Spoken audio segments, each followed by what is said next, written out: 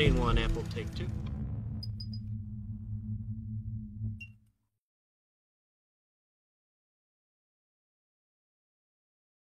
Bismillahirrahmanirrahim. Assalamualaikum warahmatullahi wabarakatuh.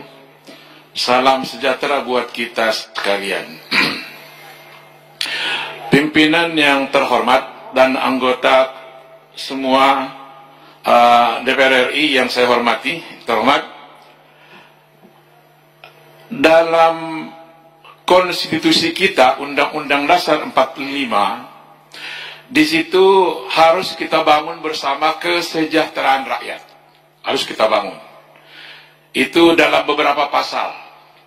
Pasal 23 ayat 1, APBN dipertanggungjawabkan untuk sebesar-besarnya kemakmuran rakyat. Pasal 28H ayat 1, setiap orang berhak memperoleh pelayanan kesehatan. Pasal 128H ayat 3, setiap orang berhak mendapatkan jaminan sosial. Pasal 4 pimpinan dan anggota semuanya, fakir miskin, fakir miskin dan anak-anak terlantar dipelihara oleh negara.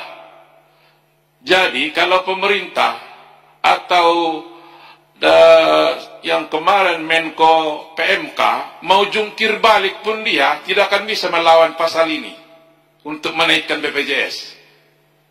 Ya, yang fakir miskin yang kelas 3 mau jungkir balik pun dia mencari alasan, undang-undang manapun dia pasti terganjal dengan pasal 34 ayat 1 ini. Fakir miskin dan anak-anak terlantar dipelihara oleh negara.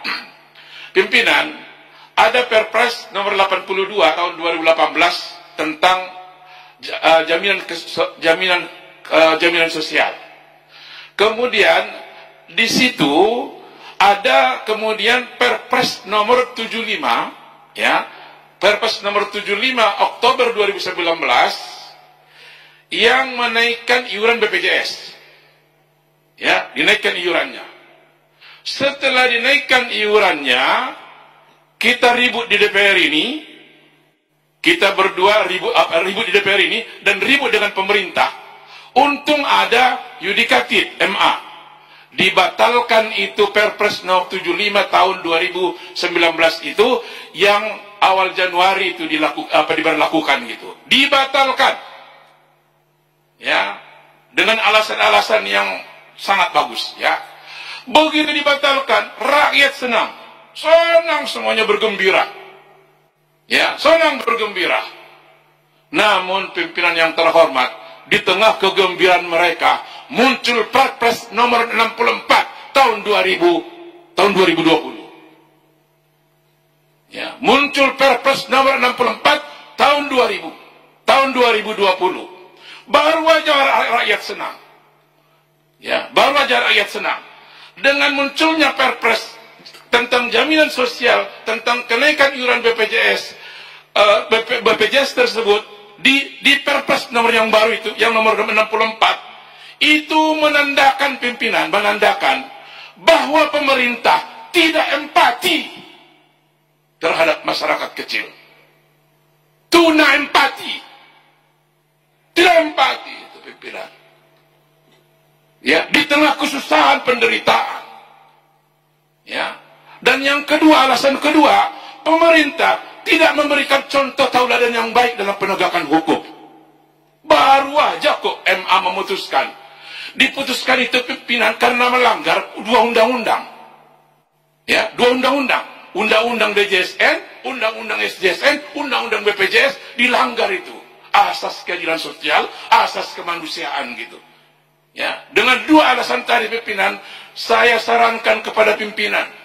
Ini juga saya bukan kesal. Saya sayang sebenarnya dengan Mbak Puan, dengan Pak Sumilesko, dengan Bapak Aziz, Pak Muhaimin dan semuanya gitu Tapi nggak ada satu yang komentar kok untuk yang fakir miskin ini gitu.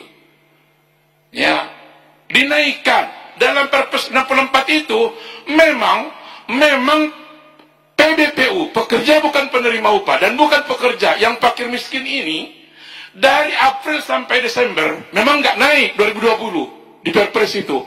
Tapi begitu 1 Januari 2021 dinaikkan, ini tipu.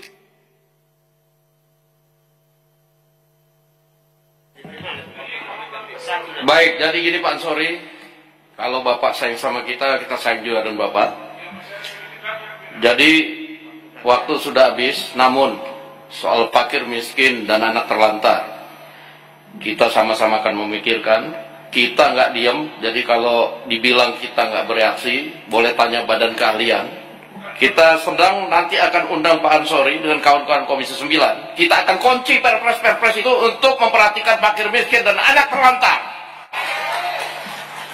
Jadi jangan dikira kita pimpinan juga cuma diam. Kita sudah berapa kali, tentunya Pak Ansori juga sudah mengikuti, kita sudah rapat, kemudian kita sudah minta supaya pemerintah tidak menaikkan, lalu dinaikkan. Dan kita akan sama-sama berjuang untuk fakir miskin dan anak terlantar. Itu janji kita, pimpinan.